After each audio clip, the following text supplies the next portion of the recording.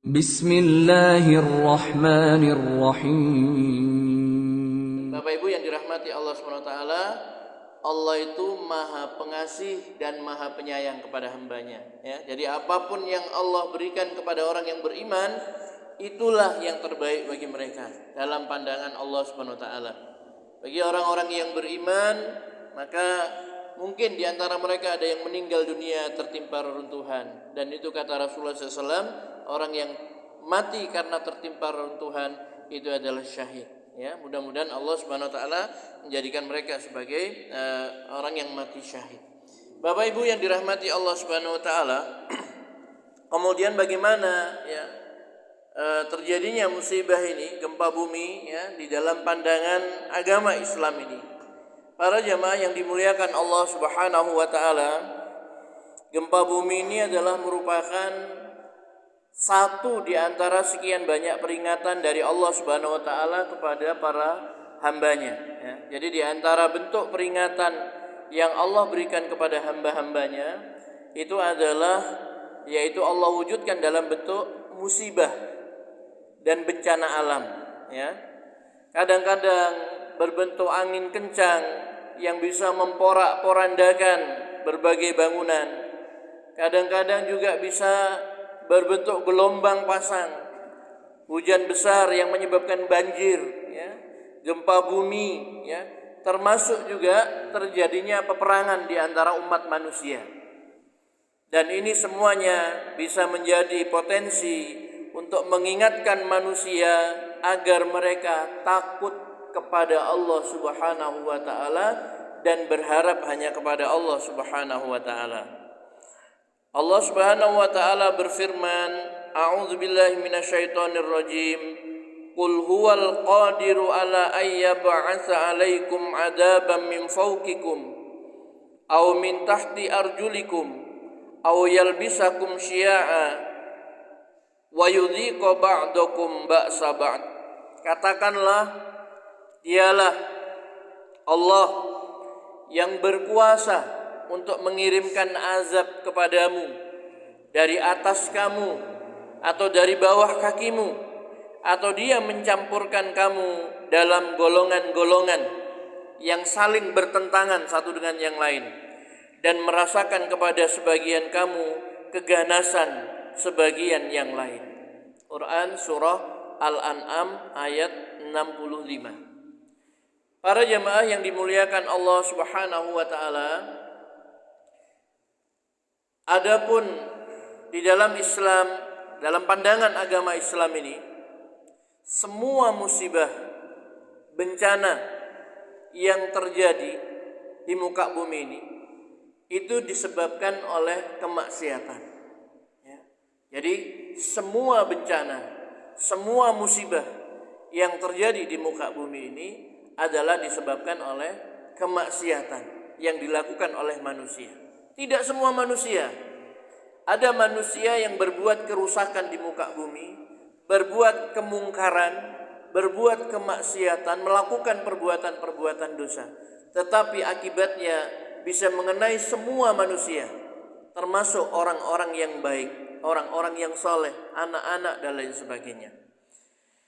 Bapak Ibu yang dirahmati Allah Subhanahu wa taala, musibah ya yang menimbulkan perasaan takut banyak manusia ini bisa jadi menjadi hukuman dari Allah Subhanahu wa taala yang disebabkan karena sikap manusia yang sudah meninggalkan syariat Allah, meninggalkan aturan-aturan Allah, tidak mengindahkan lagi rambu-rambu yang Allah Subhanahu wa taala berikan, ya, bergelimang dengan dosa maksiat, ya, sehingga manusia ini melakukan kemaksiatan terang-terangan, sehingga Allah Subhanahu wa taala pun memberikan kepada manusia ini bala atau musibah supaya mereka itu takut kepada Allah Subhanahu wa taala dan agar mereka kembali kepada Allah Subhanahu wa taala. Hal ini sebagaimana firman Allah di dalam surah Al-Isra ayat 59, wa ma nursilu bil ayati illa takhwifa. Tidaklah kami mengirim tanda-tanda kekuasaan itu, yaitu berupa musibah dan yang sejenisnya selain dalam rangka menakut-nakuti mereka. Jadi Allah katakan wa manursilu bil ayati illa takhwifa. Tujuannya Allah mengirimkan bencana, musibah itu adalah untuk menakut-nakuti manusia supaya mereka takut kepada Allah Subhanahu wa taala. Dan memang betul, ketika terjadi gempa, terjadi tsunami dan lain sebagainya, manusia takut kepada Allah Subhanahu wa taala. Mereka menyebut nama Allah Subhanahu wa taala. Ada yang bertakbir Allahu akbar, Allahu akbar. Ada yang mengatakan la ilaha illallah, la ilaha illallah. Ada yang istighfar dan lain sebagainya. Takut kepada Allah. Bagi orang-orang yang beriman, ini adalah merupakan peringatan dari Allah sehingga mereka kembali mengingat Allah Subhanahu wa taala. Para jemaah yang dimuliakan Allah Subhanahu wa taala, yang menguatkan bahwasannya terjadinya musibah di muka bumi ini adalah karena perbuatan maksiat yang dilakukan oleh manusia adalah firman Allah Subhanahu wa taala di dalam surah Ar-Rum ayat 41. Dengan tegas Allah Subhanahu wa taala berfirman, "Zaharal fasadu fil barri wal bahr bima kasabat aydin nas liyudhiqahum ba'dalladzi amilu la'allahum yarji'un." Telah nampak kerusakan di darat dan di laut disebabkan karena perbuatan tangan manusia, supaya Allah merasakan kepada mereka sebagian akibat perbuatan mereka, agar mereka kembali ke jalan yang benar. Nanti bisa dilihat dalam surat Ar-Rum ayat 41. Kerusakan di darat dan di laut itu disebabkan karena perbuatan manusia. Kemudian Allah SWT menjadikan musibah, azab dan sebagainya itu adalah agar mereka itu kembali ke jalan yang benar, agar mereka ingat kepada Allah SWT. Mereka bersandar, bertawakal hanya kepada Allah, ya, dan mereka kembali ke jalan yang lurus. Para jemaah yang dimuliakan Allah Subhanahu wa taala, selanjutnya Allah Subhanahu wa taala juga mengingatkan di dalam Al-Qur'an, yaitu di dalam surah An-Nahl ayat 45-46, yang artinya, maka apakah orang-orang yang membuat makar dengan melakukan maksiat itu merasa aman dari bencana, ditenggelamkannya bumi oleh Allah bersama mereka, atau datangnya azab kepada mereka yang tidak mereka sadari, atau Allah mengazab mereka di waktu mereka dalam perjalanan, maka sekali-kali mereka tidak dapat menolak azab itu. Masyaallah muslimin yang dirahmati Allah Subhanahu wa taala, ketika terjadi bencana alam misalkan, maka apabila hal itu menimpa kepada orang-orang mukmin yang salih, yang baik dia ini keberagamaannya, taat melaksanakan perintah Allah, menjauhi larangan-larangan Allah Subhanahu wa taala, maka itu adalah merupakan ujian baginya. Atau dia bisa merupakan musibah yang akan menggugurkan dosa-dosanya dan mengangkat derajatnya di sisi Allah Subhanahu wa taala karena beratnya menerima ujian dari Allah Subhanahu wa taala, beratnya menerima musibah yang terjadi. Tetapi bagi mereka yang tidak mau beriman kepada Allah Subhanahu wa taala, mereka yang ingkar kepada Allah, maka musibah ini bukan merupakan ujian, tapi itu adalah merupakan azab yang disegerakan oleh Allah Subhanahu wa taala kepada mereka di dunia ini, sebelum mereka nanti menerima azab yang lebih besar di akhirat.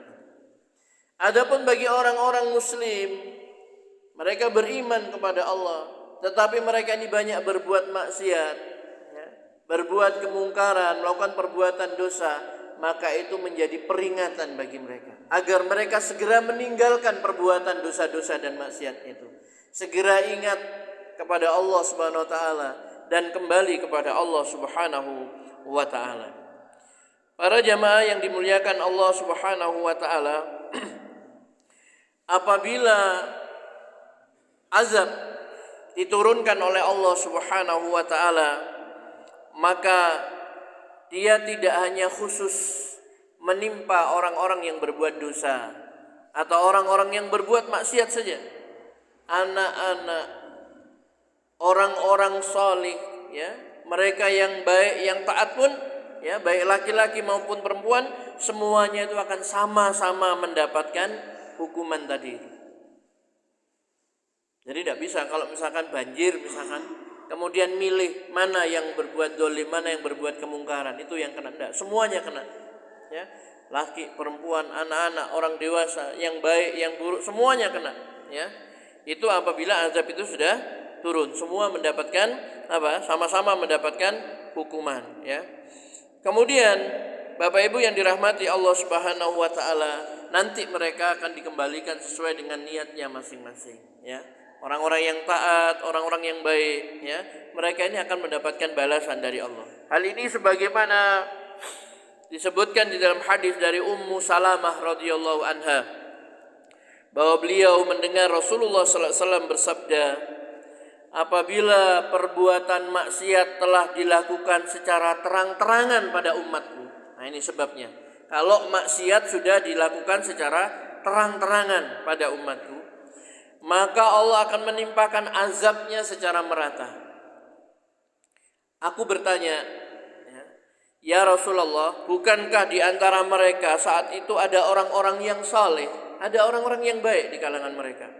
Beliau sallallahu alaihi wasallam menjawab, benar. Ummu Salamah kembali bertanya, lalu apa yang akan diterima oleh orang ini? Beliau menjawab, mereka mendapatkan azab sebagaimana yang dirasakan masyarakat manusia, ya, umumnya. Kemudian mereka menuju ampunan Allah dan ridhonya. Hadis riwayat Ahmad. Jadi kalau orang baik, orang soleh, tetap akan tertimpa azab itu, sama seperti kebanyakan manusia. Tetapi kemudian setelah itu mereka menuju ampunan Allah dan keridhaan dari Allah Subhanahu wa Ta'ala. Ya, makanya tadi saya katakan, apapun yang Allah takdirkan kepada orang beriman, itulah yang terbaik bagi dia dalam pandangan Allah Subhanahu wa Ta'ala. Kalau dia meninggal dunia, Allah memang mengambil dia, Allah mematikan dia untuk menyelamatkan dari fitnah hidup dan mati. Ya, Allah ingin selamatkan dia dari fitnah dunia dan lain sebagainya, sehingga diambil oleh Allah dan mereka menuju ampunan dari Allah Subhanahu